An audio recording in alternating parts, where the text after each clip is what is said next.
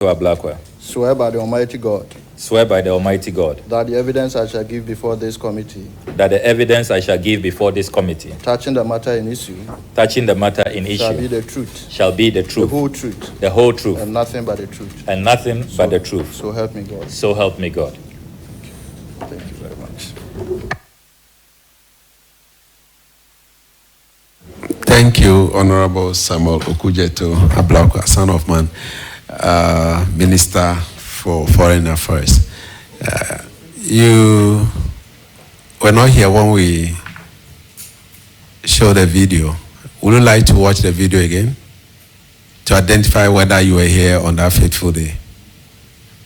Well, thank you very much, Mr. Chairman. Mr. Chairman, I was here and I recall exactly what happened. So can you tell this committee? committee? Proceed without the video. Thank you. Can you tell this committee what really happened on the 30th of January when you were supposed to be vetted? Thank you very much, Chairman.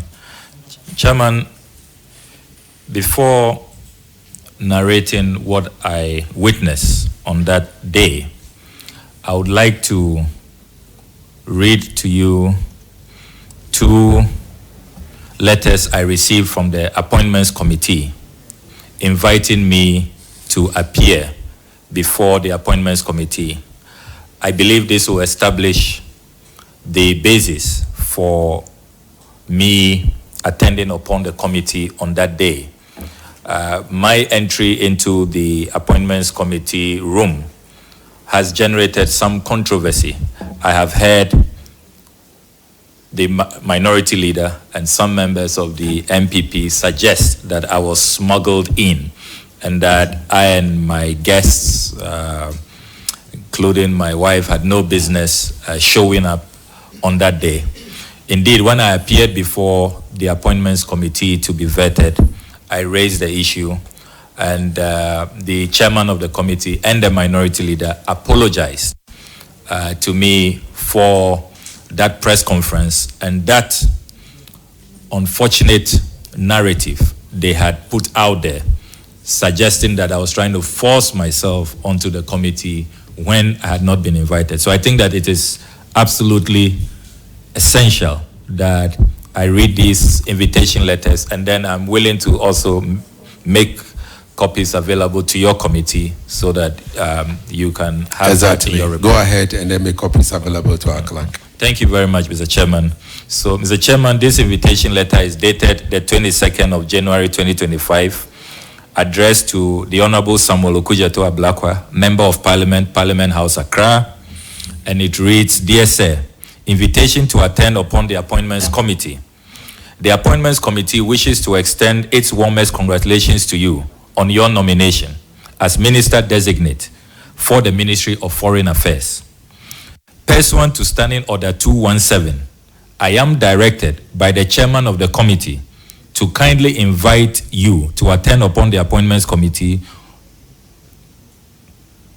on the 30th of January 2025 at 12:30 at Committee Rooms 1 and 2 of the Administration Block, Parliament House, Accra. You are kindly requested to submit copies of your curriculum vitae with your signature on each page and tax clearance certificate from the Ghana Revenue Authority to the Secretariat of the Appointments Committee on the second floor, job 600. And it goes on because of time to give the email address of Parliament and all of that. So I just want to, because of time, go quickly to the last two paragraphs. You are further requested to provide the names of 10 guests who will be present to witness your vetting. You may contact the Secretariat of the Committee on 0244. Two numbers are provided because these are open hearings. I don't have the permission of these phone owners to put out their numbers. And then it says that contact these numbers for further clarification. Yours faithfully. And this invitation letter is signed by Mrs. Gifty Jiage Goba, the clerk to the Appointments Committee. Mr. Chairman and respected members of the committee.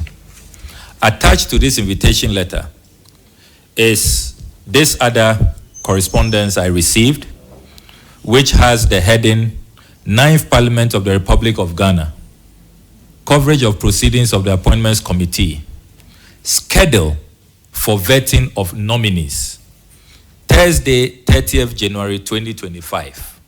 And the names are provided as follows. Nominees: Abdul Rashid Hassan Pelpo, MP, Minister Designate, Ministry of Labor, Jobs and Employment.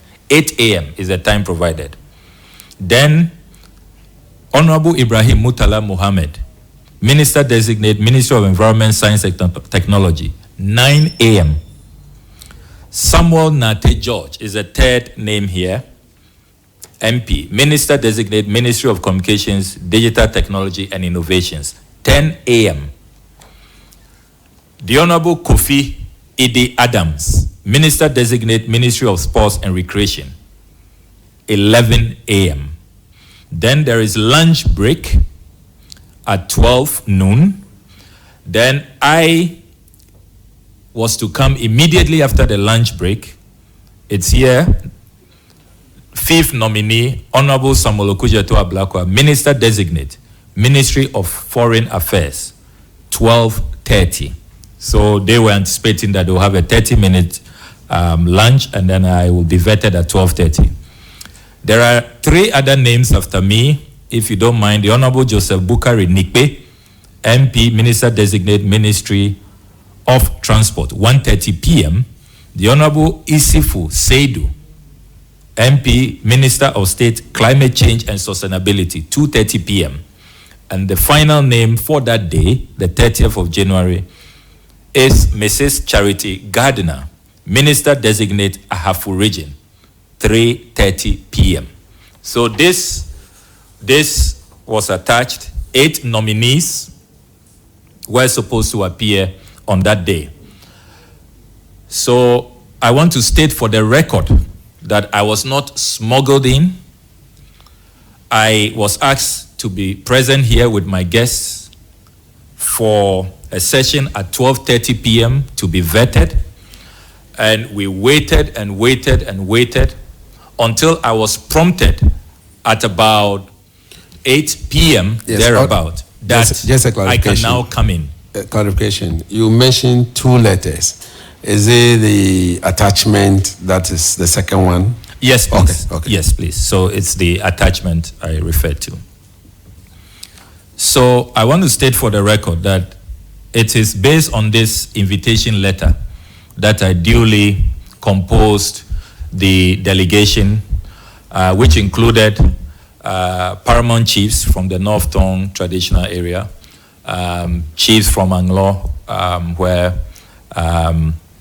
I also hail from both Anglo and Tong as chairman, you know.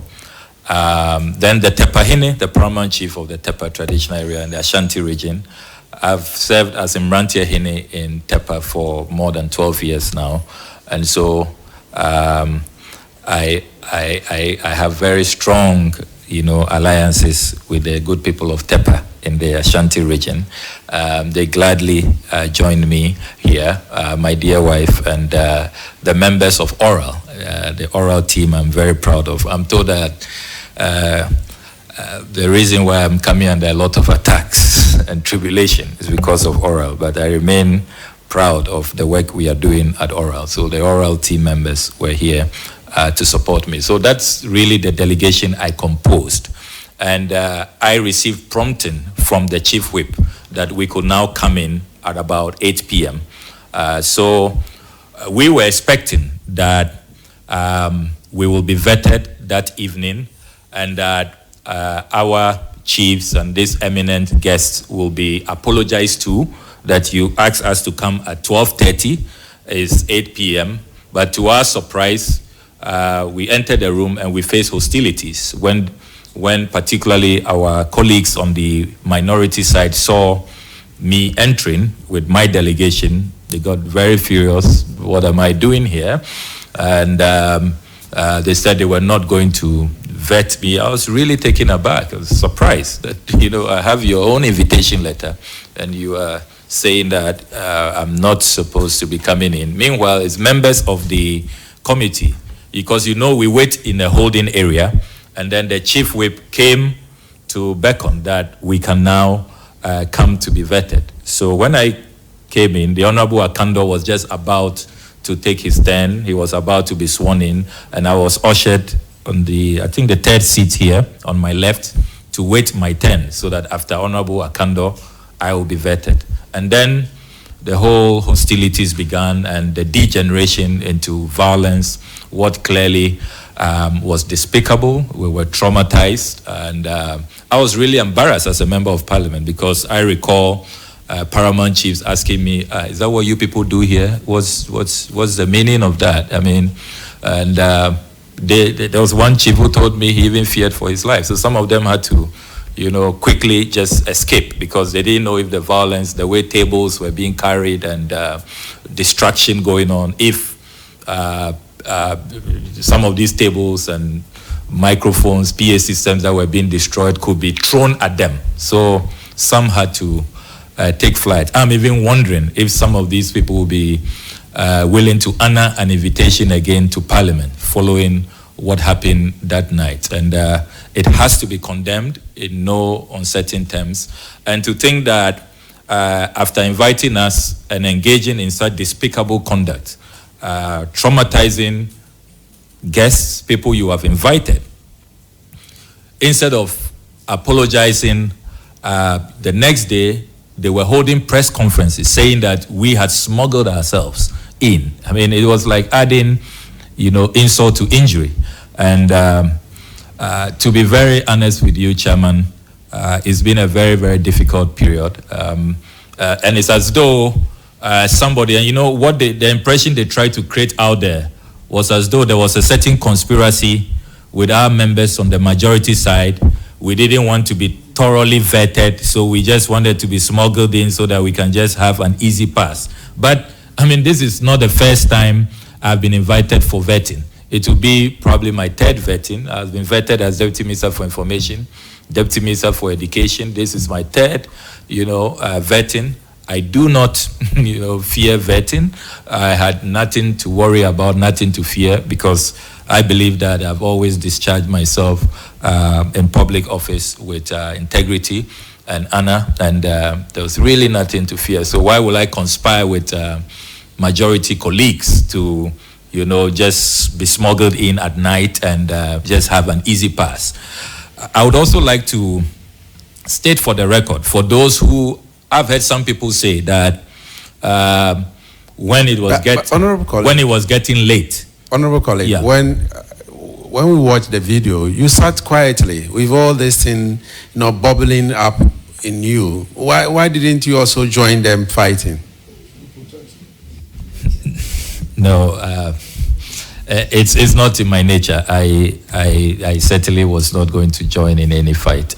So I just took things calm and did not want to partake in that. I was just about to respond to those who have said that, it was getting late, and that I and my guests could probably have just gone home and could not have, and probably we should not have responded to the invitation when the chief whip said we can now enter the room pursuant to the invitation letter that we have received. And for those who say that, I want to remind them of the enormous powers that committees of parliament have under the Constitution. I want to, with your permission, Mr. Chairman, read Article 103. I could have really been in serious trouble if, following this invitation letter, I decided on my own that because it's probably getting late, I would not enter the room when I have been asked to appear. Article 103(1) of the Constitution provides, Parliament shall appoint standing committees and other committees as may be necessary for the effective discharge of its functions. 6 then says, a committee appointed under this article shall have the powers, rights, and privileges of the High Court or a justice of the High Court at a trial for A, enforcing the attendance of witnesses and examining them on oath, affirmation or otherwise. B, compelling the production of documents. And C, issuing a commission or request to examine witnesses abroad. So under Article 103 of the Constitution, when a parliamentary committee invites you, it is not a joke. You cannot on your own volition say that you will not attend. They have powers of a high court. And the Constitution is very clear. There are grave consequences if you do not appear. And Mr. Chairman, our standing orders also, under Standing Order 212, with your permission, Standing Order 212 also provides, quote, a committee shall have powers, rights, and privileges of the court or a justice of the High Court at a trial to A, enforce the attendance of witnesses and examining them on oath, affirmation, or otherwise. So, Mr. Chairman, I respectfully submit that I will have been in very serious trouble if I did not honor the invitation pursuant to Article 1036 and Standing Order 212 of the Standing Orders of Parliament. And that is why I was duty bound as a law-abiding citizen, as a member of Parliament, to appear before the Appointments Committee, just as I have done. You know, I received your summons yesterday, quite late, but I have put everything aside to be here. I will dare not, disobey the summons, and I will show up because I know the consequences of not appearing when a committee of Parliament has invited you. So, Mr. Chairman, I want to state forcefully that I was not smuggled. I had the basis to be here, an invitation letter, and then a schedule of how I will appear in an orderly manner, all signed by the clerk of the Appointments Committee. And that is why I entered the room on that fateful night of the 30th of January. Thank you very much, Honorable Samuel. Before my colleagues take their turn, can you just summarize what you saw on that day? You gave us what really happened on that day, but you did not tell us what you saw in the room. This committee is to investigate what really happened in the room. Thank you for giving us the background. Now, I want to know what you saw in the room on that day. Just a summary because of time. What I saw was a degeneration into violence, destruction of property. As soon as I entered, I was greeted with hostilities. It was clear to me that I was the target. They did not want to have me vetted that day. And why do I say that? If you look at the schedule advertised and published, the media giving copies, you had some of the persons here who were even taken ahead of me. For example, the Honorable Joseph Bukari Nikbe. He was to have come after me on the schedule that the Appointments Committee published. They did not have any difficulty bringing him ahead of my vetting. Did you find out why that happened? Because we were wondering, if you have this schedule, why should they vary without informing you? Nobody gave me any information. Okay. Even the Honorable Akando, who was about to be sworn in before me, the schedule that I was given, and you heard him confirm that, he was to come the next day. That's Friday, 31st January. But they called him that he could come ahead, and he has just confirmed that. So what he said is really true, because if you look at the schedule, Honorable Akando was to be the nominee number 5 to be vetted the next day, Friday, 31st January 2025. And this was published, widely circulated to the media, and we all saw it. The media carried it. So as to how come, even though they were saying it was late and they were tired, they were happy to vet others who were not even scheduled to be vetted before me. They were very happy to vet Honorable Nikbe, who was, according to their own schedule, to be vetted after me. Honorable Akando, who was to come the next day, they didn't mind at all to put them ahead of me, and they were vetting them. I believe really, and I have sympathies for Honorable Akando. If I had not obeyed the chief whip and entered the room that night, I'm sure he'll have had a smooth vetting, like Honorable Nikpe was. But they felt that once I have entered and I'm in queue, as soon as they finish with Honorable Akando, I would then take my seat. They said they will just disrupt. Well, we cannot conclude on that. No, but Mr. Chairman, the facts are clear that these are people, according to their own published schedule, who were to be vetted before me. They were, after me, pardon me. They were all to be vetted after me. But at the end of the day, what we saw is that they made room to vet them ahead of me. No problem at all. I know that sometimes, I don't know what the exigencies were, if they made special requests. I know, for example, that Honorable Nikpe, his constituency, it will take a whole day of travel to get back. So if probably he made a special request that his chiefs have to go back, I'm considerate. I mean, my chiefs will just need about 2 or 3 hours to get back as compared to him. So I can understand that. But to the extent that they were, making room for others, and then just upon seeing me, they engage in those hostilities. What I saw clearly was an attempt to totally disrupt the proceedings, and they actually proceeded to disrupt the proceedings. I heard the minority leader say, actually threaten the clerk, Madam Gifty Jage Goba, that she dares not swear in Honorable Akando, that if you did, you will see. You are a partisan clerk. I heard these words clearly. You are a partisan clerk. Don't swear in Honorable Akando. If you dare, you see what I will do to you. Naked threats. And then he got up. The chairman was screaming, order, order. They undermined the authority of the chairman, the Honorable Bernard Ahiafo. They even pushed him aside. What I saw, and I'm sure the videos will confirm that, his table and his mic was forcibly taken out, and then they descended on the tables. And I heard the chief whip. The chief whip was the commander-in-chief of the chaos and the violence. He was directing them what to do.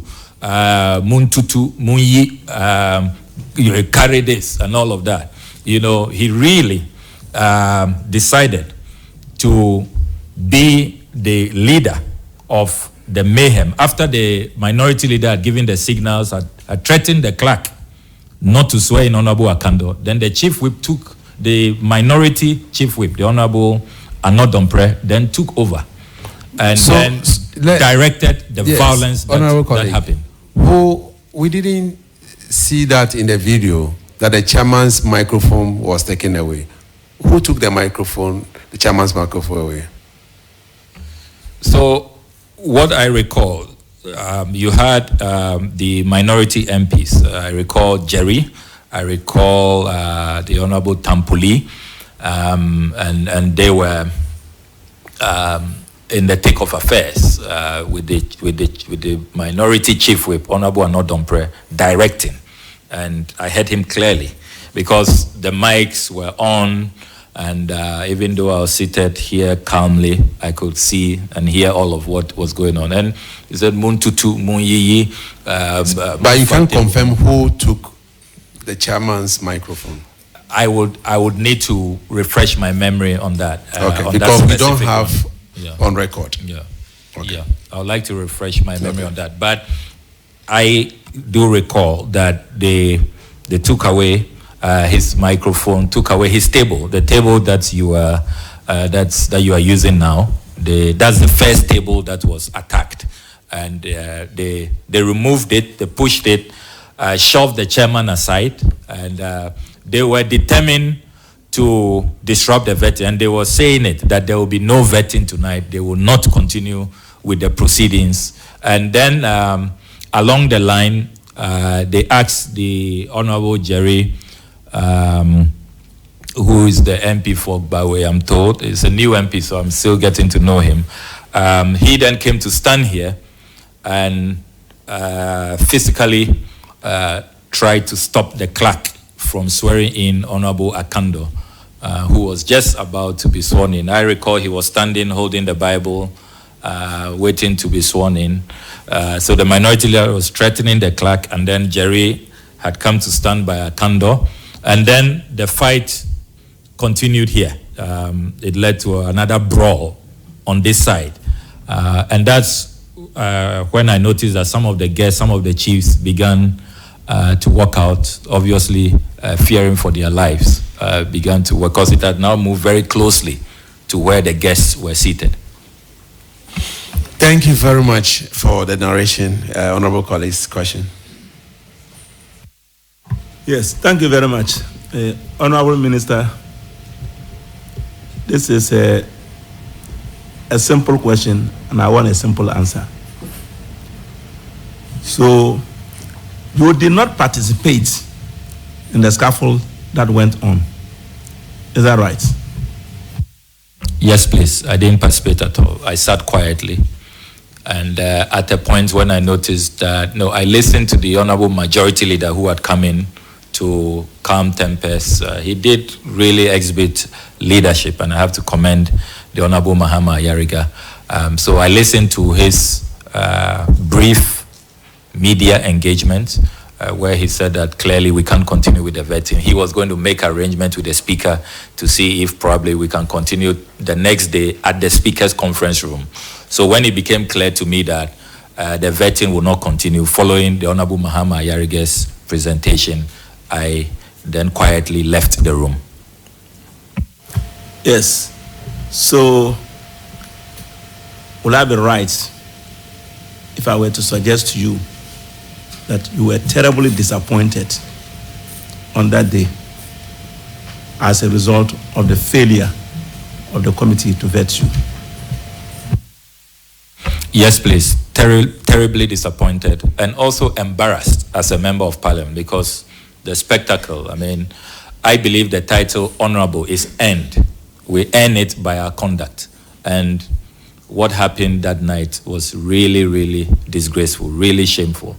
And the sad part is that it was the same week that this same minority chief whip had brought up a matter on the floor at plenary that he had been called silly by someone and he would not accept it, and Parliament must be shown respect and all of that. The same week, in just under 48 hours, this kind of conduct. So I wasn't surprised the next day there was a lot of bashing of Parliament. And unfortunately, when the bashing is going on, all of us are brought into disrepute and become fair targets. And you can't blame the general public. They say, oh, look at them. When you call them silly, they don't want to accept it. But look at their conduct, look at how they are misbehaving, and that probably even silly is mild, So I really was embarrassed. I was not only terribly disappointed, but I was also embarrassed. And I still feel really embarrassed. And I think that we have a lot to do as an institution and as members of parliament to reclaim, our image and restore our honor and dignity before members of the public. It's really, really sad that a few of our colleagues will bring parliament into such disrepute. It's really, really sad. I don't think that this institution deserves this kind of image. It's horrendous what has happened. Okay, so thank you. That will be all for now. Thank you, Chair. Minister, apart from the fact that if you ask me, the processes, the vetting process on that day, if you ask me, it was poorly managed. Looking at the number of ministers that was scheduled on that very day, would you also agree with me that the number of delegates, people that follow you, ministers for vetting, also put a lot of pressure on nominees? Because judging from what you indicated earlier, the numbers that came from TEPA and from your own region, Volta region, I guess we had a huge delegation. And the cost aspect may not be so easy for nominees to bear. And keeping some of them here more than a day or two, that might also put some pressure on the chairman of the committee to at least increase the number of nominees that's supposed to be vetted in a day. In future, won't we recommend that we reduce the numbers so that it will not burden most of the appointees? Well, thank you very much. This is a very important question, and I have served on the appointments committee for a considerable number of years. And when I saw the schedule, I could really foresee that there will be difficulties. I was really, you want to vet 8 people in a day, and before this day, the minority leader had gone on Channel 1 TV and had announced to the whole world that there were 2 people they were looking for. And I saw those 2 people on that day, scheduled for that day, the Honorable Sam George and I, and I was wondering, the way he spoke in that interview, it was clear that we will be targeted and we will spend a long time. So if that is the case, why do you put the 2 of us the same day with 6 others? So I sensed that it would be. So I remember telling my chiefs that I'll plead with them. They would have to really prepare to wait for the long haul, that it may get to my turn quite late, because I could really predict that Honorable Sam George will spend a long time, and I may even run into the next day. So I'm surprised that after all they had said publicly before the vetting about how they had targeted 2 of us, they put us in the same group to appear the same day with 6 others. Then on time management, I think that as a house moving forward, and I'm glad that looking at your terms of reference, you are also supposed to make recommendations. It does appear that the minority leader is given unfettered, time. With Honorable Sam George, it appears that he, for more than 3 hours, he was going back and forth, repeating questions, and he just had a field day. When I served on the appointments committee, I remember Honorable Joe Osewusu. He will ask the then minority leader, Honorable Haruna Idrisu, you should be getting ready to wind up. Yeah, yes, we know leadership are extended courtesies. Members of leadership are extended due courtesies, but it is not a blank check, So the Honorable Joe Osewusu will control. So I think that moving forward, one of the recommendations should be that there should be some timelines. Yes, every other members have 3 questions with follow-ups, but if the minority leader will not be limited in the number of questions, at least reasonable time, if it's 2 or 3 hours, reasonable maximum, so that we don't have this situation where they go on and on and on one target. On that note, we're getting ready to wind up. And then, Mr. Chairman, let me also add that I do not think that it does the image of Parliament any good when before vetting, people are targeted. So it means that the vetting really, people already have a prejudiced mind. Some members have a prejudiced mind. It's not really about what you come and say and evidence that is adduced during your vetting. They have made up their mind already. Because before the Honorable Sam George and I appeared, there are many people who were concerned for us that, hey, then you may spend 5 days, you may spend 2 weeks, hey, then they will really grill you and mess you up. It means you won't even get any approval. They even suggested that they wanted some of us to come and see them and beg, and atone our sins before the vetting. And all of that doesn't help. And I think that one of your recommendations, with all due respect, should be that these comments that tend to prejudice the work of the committee, where the committee appears to become a vehicle for settling personal scores, for going after people who probably the minority do not like, because of the work they have done. On that note, it has to be stopped. On that note, I think it undermines the work of the appointments committee. Minister for Foreign Affairs, we want to, no more question. we want to discharge you. And if this committee needs you again, we'll call you. Otherwise, the Son of Man will not allow us to finish our work. Thank you very much for attending upon this committee. Honorable colleagues. Well, thank you very much, Chairman. Welcome. Honorable colleagues, we have a Deputy Minister designate who want to run away, but the Honorable Member for Agoti